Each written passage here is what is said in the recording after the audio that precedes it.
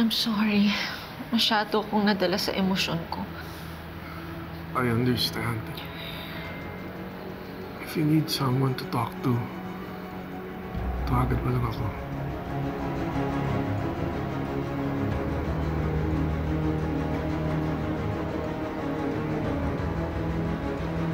Bitawan mo ako! Kapal ng mukha niyo!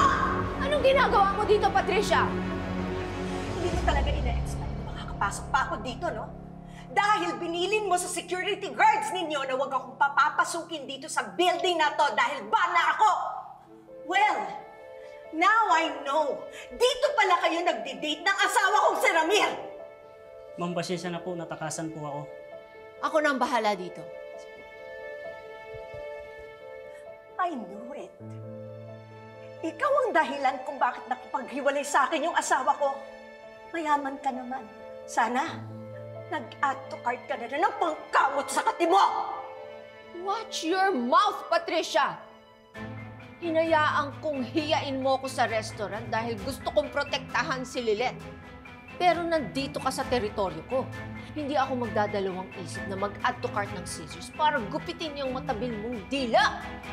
You think matatakot mo ako? Let me tell you, I'm still Ramir's legal wife. Sa bagay, abogado mo nga pala. Napakadali para sa'yo para palitan yung last name mo. So bakit di natin sa kanila lahat maalam kung ano na ang bagong pangalan mo? Attorney Meredith Cabet!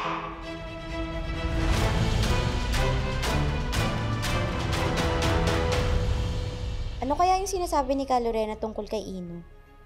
May kinalaman kaya yun dun sa pinag-uusapan ng dalawang babae kanina? Naku, gusto mo kay Atty. Mer. Yung Patricia daw, tinawag pa ang kabit si Atty. Mer.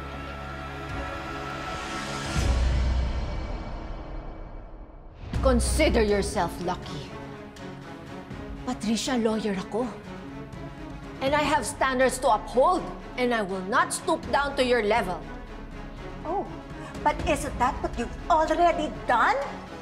Una, nagpaanak ka sa asawa ko.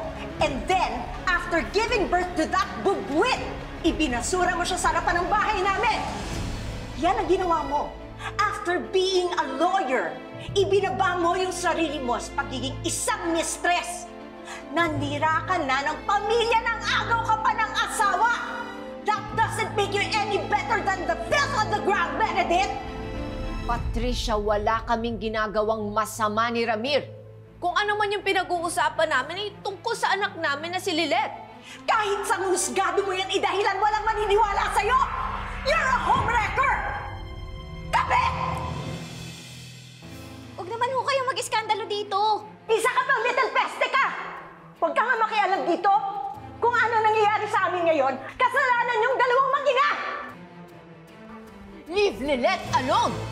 I have tolerated enough of your baseless accusations, Patricia! Di ako papayag na pati ang anak ko saktan mo! Akong tapatan mo! Di ako natatakot na patulan ng isang mistress na katulad mo! Tabi!